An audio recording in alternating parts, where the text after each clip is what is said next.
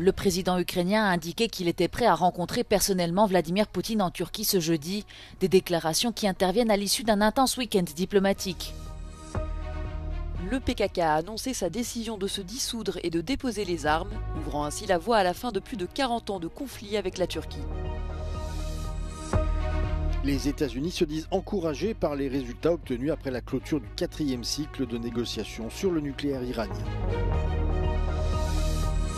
Le président du Conseil européen a confirmé que l'élargissement aux Balkans occidentaux est une priorité stratégique de l'Union européenne.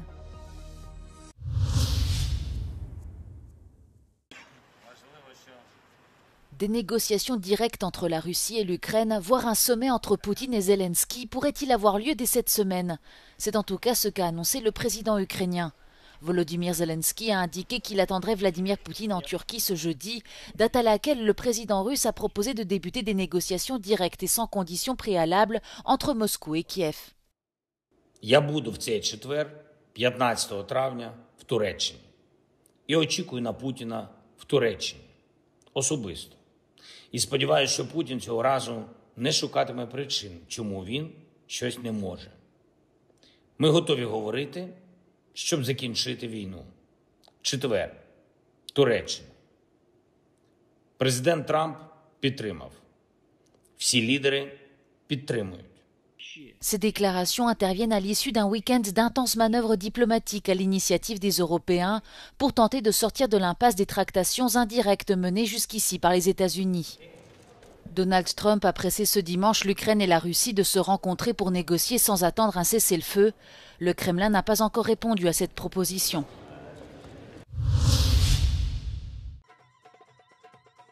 Le Parti des travailleurs du Kurdistan, principal mouvement armé kurde, a annoncé sa décision de se dissoudre et de déposer les armes, ouvrant ainsi la voie à la fin de plus de 4 décennies de lutte armée contre la Turquie. En 1984, le PKK avait lancé une insurrection contre le pouvoir central, dans le but de créer un État kurde indépendant dans le sud-est du pays.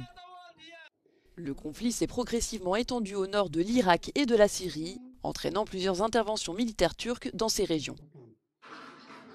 La dissolution du parti est l'aboutissement de tractations entre Ankara et le camp kurde, tractations débutées en automne dernier à l'appel du leader du PKK, Abdullah Öcalan, depuis la prison sur une île au large d'Istanbul où il est détenu par l'État turc depuis 26 ans.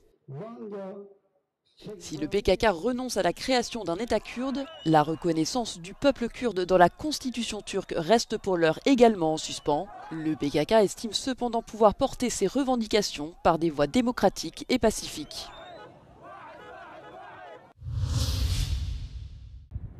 Les États-Unis et l'Iran ont achevé un 4e cycle de négociations visant à résoudre le différend qui les oppose depuis des décennies sur le programme nucléaire de Téhéran. Les pourparlers menés sous la médiation d'Oman visent à limiter les activités nucléaires de l'Iran en échange de la levée des sanctions économiques imposées par les États-Unis. مذاکرات بسیار جدی‌تر و صریح‌تری بود. ما مقدار زیادی از فضاهای کلی الان فاصله گرفتیم، وارد موارد جزئی‌تر شدیم. خب در این شرایط مذاکرات دشوارتر هم میشه. Cette déclaration intervient alors que le président américain se rendra au Moyen-Orient cette semaine.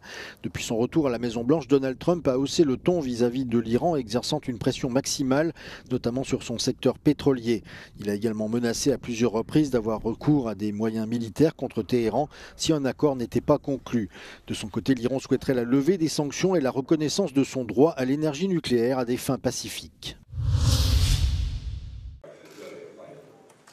Les États-Unis et la Chine se mettent d'accord pour une suspension temporaire des droits de douane.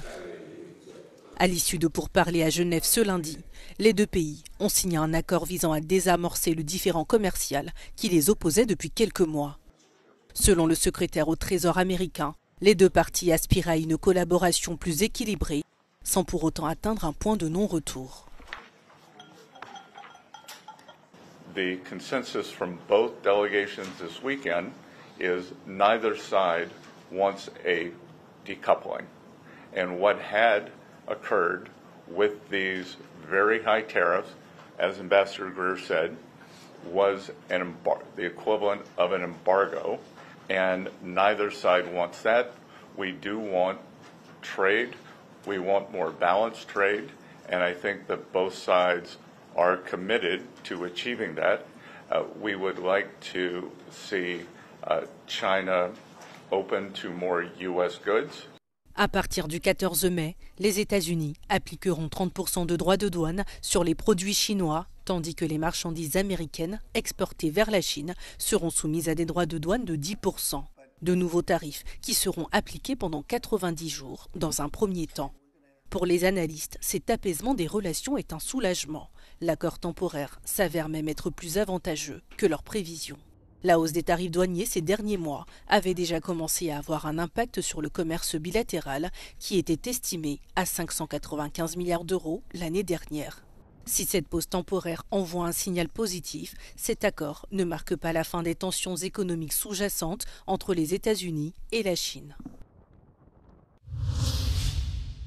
Pope Leo XIV met more than 6,000 journalists and media workers on Monday, just days after he was elected. This has become a common practice with new popes. It happened with Pope Francis and Pope Benedict. As he entered the Vatican auditorium, he received a standing ovation. He mainly reflected on the importance of using communication as a tool to achieve peace. Let us disarm words, the Pope said. It's important, he added, to strive for a different kind of communication, one that does not seek consensus at all costs, he said, does not use aggressive words, does not follow the culture of competition. Peace begins with each one of us, he said, in the way we look at others, listen to others, and speak about others. In this sense, the way we communicate, the Pope said, is of fundamental importance. We must say no to the war of words and images. Pope Leo XIV also expressed solidarity with imprisoned journalists and highlighted the importance of free speech and the press. Giorgio Orlandi for Euronews in the Vatican. Les premiers résultats des élections législatives en Albanie, publiés par la Commission électorale centrale, donnent une nette avance au Parti socialiste d'Edi Rama. Avec environ 30% des bureaux de vote dépouillés, il obtient plus de 52% contre environ 34% des suffrages pour le Parti démocratique de l'ancien Premier ministre Sali Berisha. Les quelques 3,5 millions d'Albanais se sont rendus aux urnes après une campagne électorale dominée par des promesses d'adhésion à l'Union européenne et des allégations de corruption. Nouveauté de cette élection, l'intégration du vote des expatriés. Quelques 246 000 Albanais vivant à l'étranger avaient le droit de voter pour la première fois, mais leur participation est restée très faible. Concernant l'abstention générale, elle devrait dépasser les 58%, soit 7 points de plus que lors du dernier scrutin en 2021. Les résultats officiels définitifs seront annoncés ce mardi.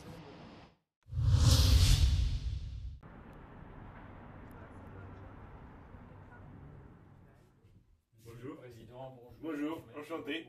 Le président du Conseil européen, Antonio Costa, en tournée dans les Balkans occidentaux à partir de mardi. Objectif, faire avancer le dossier de l'adhésion à l'Union européenne de plusieurs pays de la région. Avant son départ, Antonio Costa s'est confié à Euronews. Du côté de l'Union européenne, c'est clair qu'il nous faut crédibiliser ces processus. Il faut redonner la confiance aux pays des Balkans occidentaux. Et je comprends qu'après 20 ans, 10 ans en attente, sa confiance devient faible. Donc ma visite a aussi cet objectif de renforcer la confiance et de dire vous pouvez être confiant qu'on est vraiment engagé du point de vue politique à assurer cet élargissement.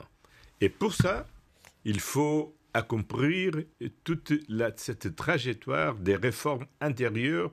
La semaine dernière, on a célébré le 75e anniversaire de la déclaration Schuman, le premier pas pour l'Union d'aujourd'hui.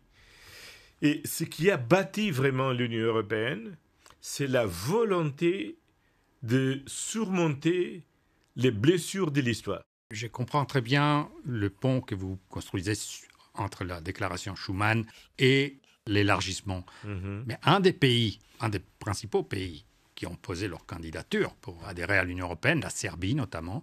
Le président, le 9 mai, était à Moscou pour la parade organisée par Poutine pour célébrer la victoire. Est-ce que ce n'est pas un signal pour vous de quelque chose qui ne va pas? J'ai eu l'opportunité d'avoir une réunion de travail avec Ursula von der Leyen et le président Vučić il y a 3 semaines. Et son compromis a été très clair sur la formation d'un nouveau gouvernement et sur l'approbation de 3 réformes essentielles. Une sur la loi électorale, une deuxième sur la liberté de presse et finalement un paquet sur le combat à la corruption. Il y a un grand consensus politique que cet élargissement, c'est le plus important investissement géopolitique qu'on peut faire dans la stabilité, dans la paix et dans la prospérité de toute l'Europe et notamment aussi des pays des Balkans occidentaux. On a l'impression de toute façon que l'Union européenne est en train de redémarrer un processus en toute urgence pour des raisons de sécurité et de défense. Parce que, on disait tout à l'heure, il y a des puissances extérieures qui sont en train d'implanter leurs pions dans cette région. L'invasion de l'Ukraine par la Russie a accéléré le processus de l'Ukraine et de la Moldavie et donc ce n'est pas juste pour les pays des Balkans occidentaux d'être dépassés par l'Ukraine et la Moldavie. Et ça les pousse aussi pour aller plus vite.